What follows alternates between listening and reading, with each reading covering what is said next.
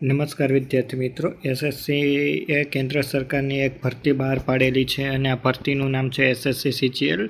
લગભગ આમાં 17,000 જેટલી વેકન્સી વિદ્યાર્થી મિત્રો છે. તો વિદ્યાર્થી મિત્રો ચેનલને સબસ્ક્રાઈબ કરી દેજો અને વિડીયોને લાઇક કરી દેજો. આપણે હવે આગળ વધીએ કે આખી નોટિફિકેશનમાં શું શું છે, કેટલી પોસ્ટ છે અને કઈ તારીખે તમારે એપ્લાય કરવાનું છે. તો વિદ્યાર્થી મિત્રો ફોર્મ ભરવાના શરૂ થઈ ગયા છે અને ફોર્મ ભરવાની તારીખ 24/6/2024થી 24/7/2024 સુધી છે. પછી આપને કીધું છે કે તમે છેલ્લું પેમેન્ટ એટલે કે ઓનલાઈન ફી 25/7 સુધીમાં ભરી શકશો. હવે તમારે કોઈપણ જાતની માનો કે એપ્લિકેશન વિડ્રો કરવી છે અથવા તો કોઈપણ જાતનું ફોર્મમાં કરેક્શન કરવું છે તો 10/8/2024થી 11/8/2024 સુધી તમે ફોર્મમાં કરેક્શન કરી શકશો. હવે વિદ્યાર્થી મિત્રો આ જે પરીક્ષા છે તે 2 ટાયરમાં એટલે કે ટાયર 1 અને ટાયર 2માં આવશે. જો ટાયર 1નું એક્સપેક્ટેડ શેડ્યુલ તેમણે કહી દીધું છે કે ટેન્ટેટિવ સપ્ટેમ્બર-ઓક્ટોબરમાં હશે અને ટાયર 2 હશે તે ડિસેમ્બર મહિનામાં હશે. હવે વિદ્યાર્થી મિત્રો આગળ જોઈએ કે પગાર ધોરણ આનો કેટલો હશે. માનો કે જે પે લેવલ 7 માટેની જે હું તમને પોસ્ટ બતાવું છું તેમાં 44,900થી 1,42,400 સુધીનું તમારે બેઝિક હશે, પ્લસ એલાઉન્સ જે કેન્દ્ર સરકારમાં એલાઉન્સ લાગતા હોય તે બધા એલાઉન્સ મળશે. ત્યારબાદ વિદ્યાર્થી મિત્રો પે લેવલ 6ની જે વેકન્સી છે તેમાં 35,000 બેઝિકથી તમારે પગાર ધોરણ શરૂ થશે, પ્લસ તમને બધા એલાઉન્સ તેમાં મળશે.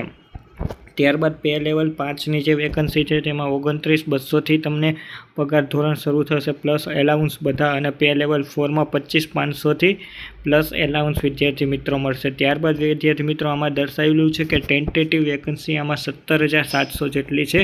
આ વેકન્સી વધી શકે છે અને ઘટી બી શકે છે. વિદ્યાર્થી મિત્રો હવે આગળ જોઈએ તો એજ લિમિટ કેટલી છે કે એજ લિમિટનો ક્રાઇટેરિયા આમાં તમારે 1/8/2024 સુધીનું લાગશે. કે જે પોસ્ટમાં માનો કે તમને દર્શાવ્યું છે કે 18થી 27 વર્ષ સુધી ઉંમર હોવી જોઈએ, તો તે વિદ્યાર્થી મિત્રો 1997થી 2006 સુધી જન્મેલો હોવો જોઈએ. ત્યારબાદ 2, 3 અને 4માં બી આવું જ લખેલું છે વિદ્યાર્થી મિત્રો, તો તમે પીડીએફમાં જોઈ લેજો વિદ્યાર્થી મિત્રો. હવે આપણે આગળ જોઈએ તો SC/ST કેટેગરી હોય તો તેમાં તે લોકોને 5 વર્ષનું રિલેક્સેશન મળશે. જે આપણે હોય છે બધી ક્રાઇટેરિયા તે જ છે. હવે આપણે આગળ જોઈએ કે જે મેઇન છે. હવે આગળ જોઈએ તો આ બધું જે કોમન જે હોય છે સૂચના તે જ છે. હવે આપણે ભણતા જોઈએ કે શું એને ક્વોલિફિકેશન માગવામાં આવેલું છે. કે કોઈ પણ વિદ્યાર્થી મિત્રો જો અત્યારે કોલેજમાં હશે કે કોલેજના છેલ્લા વર્ષમાં હશે તો આ પરીક્ષા આપી શકશે, પણ તેનું એક મહત્ત્વનું નોંધ લેવા જેવી બાબત એ છે કે 1/8 એટલે કે 1 ઓગસ્ટ સુધીમાં તેનું રિઝલ્ટ આવી જવું જોઈએ. ફાઇનલ સેમેસ્ટરનું તેને 1/8 સુધીમાં રિઝલ્ટ આવી જવું જોઈએ. હવે કે જે જુનિયર સ્ટેટિસ્ટિકલ ઓફિસરની વેકન્સી છે તો એમાં દર્શાવેલું છે કે કોઈપણ વિદ્યાર્થી મિત્રએ કોલેજ કરેલી હોય છે, તેમજ 12મા ધોરણમાં જો મેથ્સ સબ્જેક્ટ હોય તો મેથ્સમાં 60% હોવા જોઈએ, અથવા શું કીધું છે કે બેચલર ડિગ્રી કરેલી હોવી જોઈએ અને બેચલર ડિગ્રીમાં કોઈપણ એક સબ્જેક્ટ સ્ટેટિસ્ટિક્સનો હોવો જોઈએ. ત્યારબાદ સ્ટેટિસ્ટિકલ ઇન્વેસ્ટિગેટર ગ્રેડ 2માં શું દર્શાવેલું છે કે વિદ્યાર્થી મિત્રો કે જો કોઈપણ વિદ્યાર્થીએ બેચલર ડિગ્રી કરેલું હોય તો તેને બેચલર ડિગ્રી વિથ સ્ટેટિસ્ટિક્સ કરેલું હોવું જોઈએ, અથવા તો જેને 6 સેમેસ્ટર હોય તો 6 સેમેસ્ટરમાં સ્ટેટિસ્ટિક્સનો સબ્જેક્ટ હોવો જોઈએ.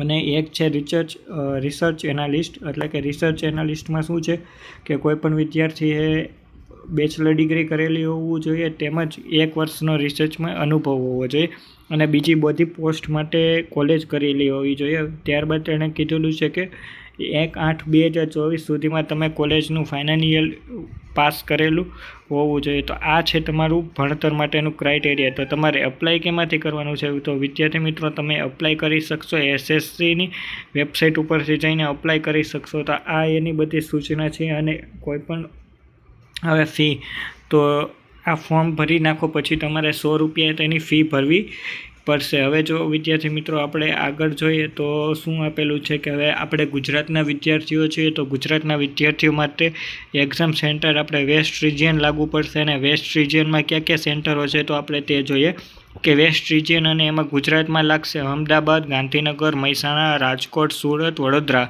આટલા સેન્ટર છે. તો વિદ્યાર્થીઓ તમારે એ પ્રમાણનું સેન્ટર નક્કી કરવાનું રહેશે.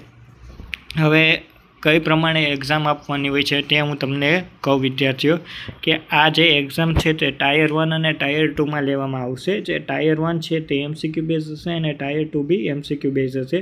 ટાયર 1માં કેવું હશે તો વિદ્યાર્થી મિત્રો ટાયર 1માં તમારે 1 કલાકનો ટાઈમ મળશે અને 1 કલાકમાં તમને 100 પ્રશ્ન આપેલા હશે કે 25 પ્રશ્ન રિઝનિંગના હશે, 25 પ્રશ્ન અવેરનેસના હશે, 25 પ્રશ્ન ક્વોન્ટિટિવ એપ્ટિટ્યૂડના હશે અને 25 પ્રશ્ન ઇંગ્લિશના હશે. ટોટલ તમારે 200 માર્કનું પેપર હશે અને 1 કલાક તમને ટાઈમ આપવામાં આવશે. નેગેટિવ સિસ્ટમ હશે અને 0.50 ગમે પ્રશ્ન તમારે ખોટો પડશે તો 0.50 માર્ક કપાશે, એટલે કે 1/4 માર્ક કપાશે.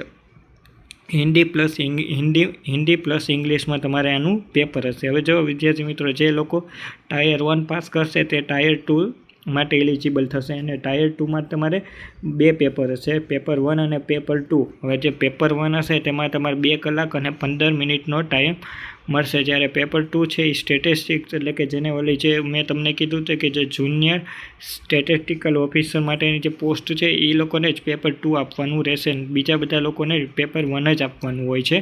હવે જે પેપર 1 હોય છે એમાં 2 કલાક અને 15 મિનિટનો સમય હોય છે. હવે એમાં જ અલગ અલગ સેક્શન આપેલા હોય છે કે દાખલા તરીકે સેક્શન 1 છે તો એનો 1 કલાક તમને મળશે, પછી સેક્શન 2 માટે તમને 1 કલાક મળશે અને સેક્શન 3 માટે આમાં દર્શાવેલું છે કે તેમાં તમને 15 મિનિટ મળશે. તો હવે હું તમને આમાં વિદ્યાર્થી મિત્રો કહું કે કેમ હોય છે કે જો સેક્શન 1 છે તેમાં મોડ્યુલ 1 અને મોડ્યુલ 2 આપેલા છે કે તેમાં બંનેમાંથી 30 પ્રશ્નો છે, બંને માટે 1 કલાક તમને મળશે. હવે મોડ્યુલ 1માં મેથેમેટિકલ એબિલિટી અને રિઝનિંગ છે.